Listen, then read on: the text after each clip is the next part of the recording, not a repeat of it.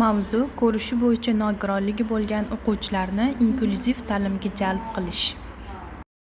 Mavzu yuzasidan birinchi rejamiz.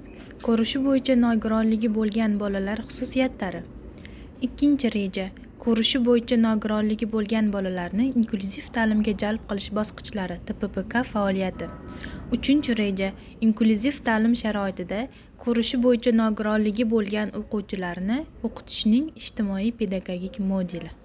Tayanch tushunchalar. Inklyuziv ta'lim alohida ta'lim ehtiyojlari va individual imkoniyatlarning xilma-xilligini hisobga olgan holda barcha ta'lim oluvchilar uchun ta'lim tashkilotlarida ta'lim olishga bo'lgan teng imkoniyatlarni ta'minlagan holda beriladigan ta'lim. Inklyuziv ta'lim sinfi maktabdagi alohida ta'lim ehtiyojlari bo'lgan bolalarning boshqa sog'lom bolalar bilan teng huquqli va birgalikdagi ta'lim olishlari shaklida tashkil etilgan sinf. Boshlang'ich tayanch korreksion sinfi maktabda alohida ta'lim ehtiyojlari bo'lgan bolalar uchun alohida tashkil etiladigan boshlang'ich sinf. Ko'r va deyarli ko'r bolalar. Ko'rish o'tkirligi 0 dan 0,4 gacha bo'lgan bolalar. Bu bolalar umuman ko'rmaydilar. Ko'rish imkoniyati kam saqlangan. Mashg'ulotlarda ular asosan o'quv materialini sezish, eshitish idroki asosida o'zlashtiradilar. Brail tizimi bo'yicha o'qish va yozishda foydalanishlari mumkin. Zaif ko'ruvchi bolalar. Ko'rish o'tkirligi tuzatish ko'zoynaklari bilan 0,1 dan 0,3, 0,4 gacha.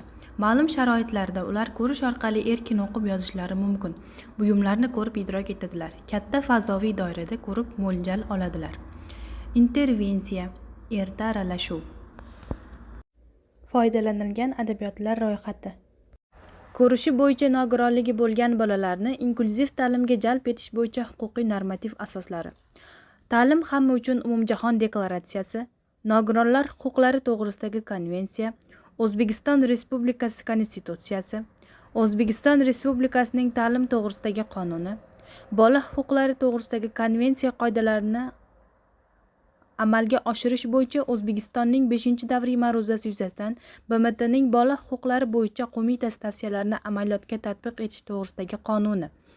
Alohida ta'lim ehtiyojlari bo'lgan bolalarga ta'lim berishga oid normativ huquqiy hujjatlarni tasdiqlash to'g'risida Vazirlar Mahkamasining 638-sonli qarori. Alohida ta'lim ehtiyojlari bo'lgan bolalarga sifatli ta'lim olish imkoniyatini yaratish, ularni jamiyatga integratsiya qilish va individual rivojlanishini qo'llab-quvvatlash chora-tadbirlari to'g'risidagi Vazirlar Mahkamasining 818-sonli qarori. Ko'rishi bo'yicha nogironligi bo'lgan bolalarning o'ziga xos xususiyatlari. Ko'rish o'tkirligi 0 dan 0,4 gacha.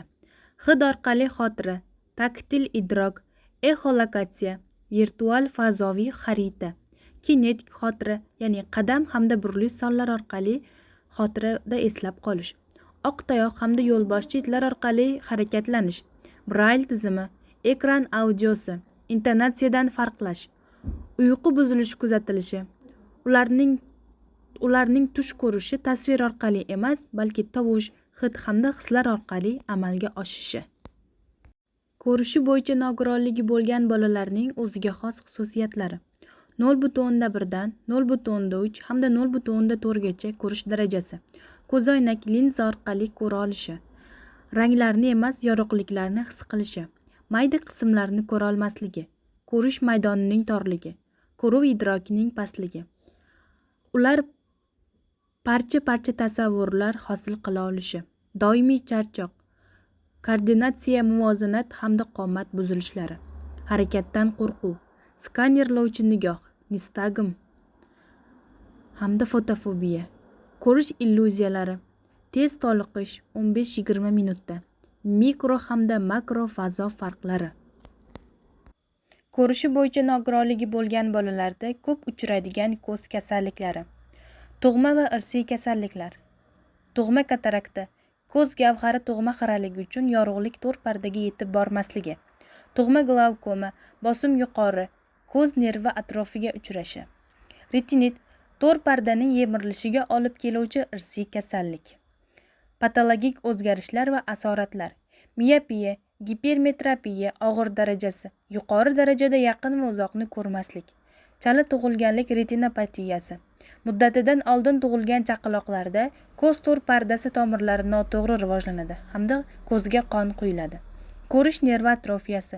Ko'zdan miyaga axborot uzatuvchi nerv tolasi qisman yoki to'liq qurib qoladi. Funksional va sensor nuqsonlar. Nistagm, ko'zning tinmay titrashi. Ko'z qorachig'ining beixtiyor tez-tez qimirlashi sababli nigohni bir nuqtaga jamlay olmaslik. Amblopiya, dangasa ko'z. Ko'zning og'ir jarohatlari yoki patologiyalar sababli miya tomonidan ko'rish jarayonidan o'chirib qo'yilishi. Astigmatizm. Ko'z shoh pardasining egriligi tufayli tasvirlarni juda xira yoki qiyshiq ko'rishi. Jahon Sog'liqni saqlash tashkiloti ma'lumotlariga ko'ra, ko'rishida nuqsoni bo'lgan shaxslarning uzoqdan ko'rish o'tkirligini tekshiradigan Snellen o'nlik optimetrik shkalasiga asoslangan quyidagi jadval bo'yicha tasniflanadi. Snellen jadvali. Snellen jadvali. Bu ko'rish o'tkirligini o'lchash uchun ishlatilishi mumkin bo'lgan ko'z jadvali. Snellen jadvallari gollandiyalik oftalmolog German Snellen sharafiga nomlangan bo'lib, u 1862-yilda professor Franciscus Cornelius Donders tomonidan ishlab chiqilgan.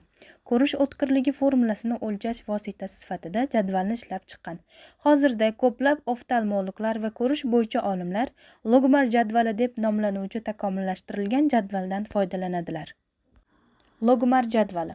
Logmar diagrammasi bu oftalmologlar, ortopedlar hamda optometristlar va ko'rish bo'yicha olimlar tomonidan ko'rish o'tkirligini baholash uchun ishlatiladigan harflar qatorlaridan iborat diagramma. Diagrammaning nomi minimal aniqlik burchagi logarifmining qisqartmasi. Diagramma 1876-yilda Avstraliya Milliy ko'rish tadqiqot institutida ishlab chiqilgan va boshqa diagrammalarga, masalan, Snellen diagrammasiga qaraganda o'tkirlikni aniqroq baholash imkonini berish uchun mo'ljallangan. Shu sababli Logmar diagrammasi ayniqsa tadqiqot sharoitida tavsiya etiladi. Ko'rishi bo'yicha nogironligi bo'lgan bolalarni inklyuziv ta'limga jalb qilish bosqichlarida TPPK faoliyati. Alohida ta'lim ehtiyojlari bo'lgan bolalarning ta'lim olishlarini tashkil etish va ularni reabilitatsiya qilish tizimini takomillashtirish chora-tadbirlari to'g'risidagi Vazirlar Mahkamasining 46-sonli qarori TPPK faoliyatining nazorati belgilab qo'yilgan. PTPKning asosiy maqsadi 2 yoshdan 18 yoshgacha bo'lgan alohida ta'lim ehtiyojlari bo'lgan bolalarni kompleks psixologik tibbiy pedagogik tekshiruvdan o'tkazish hamda davlat ta'lim muassasalariga yuborish uchun xulosa berish. PTPKning vazifalari: bolani ko'rikdan o'tkazadi, shifokorlar qo'ygan tashxis ishonchliligini o'rganadi, kompleks tekshiruv imkoniyatlari aniqlanadi, ta'lim muassasasiga yo'naltiradi hamda maslahat beradi. Ko'rishi bo'yicha nogironligi bo'lgan bolalarni inklyuziv ta'limga jalb qilish bosqichlarida bunda Inson ijtimoiy xizmatlar markazlari qoshida TPPK tashkil etiladi. Bunda inklyuziv ta'limda o'qishga TPPK xulosasi beriladi. Ko'rishda nuqsoni bo'lgan bolalarga 6 yoshdan 18 yoshgacha, 6 yoshdan esa tayyorlov guruhlariga bolalarga TPPK xulosasi beriladi. Bunda xalqaro kasalliklar tasnifi ning 10-qayta ko'rish shifri bo'yicha xulosalar beriladi. Inklyuziv ta'lim tashkil etilgan umumiy o'rta ta'lim maktablariga maxsus pedagog va yordamchi shtat ajratiladi. Inklyuziv ta'limga chiqarilgan o'quvchilarga 3 o'quv yili deb eng kamida o'quv yili belgilanadi. Umumiy o'rta ta'lim maktablarida inklyuziv ta'limga o'qishga yo'naltirilgan bolalar maktab direktoriga murojaat qiladi hamda maktab direktori ularni qabul qiladi. E'tiboringiz uchun tashakkur.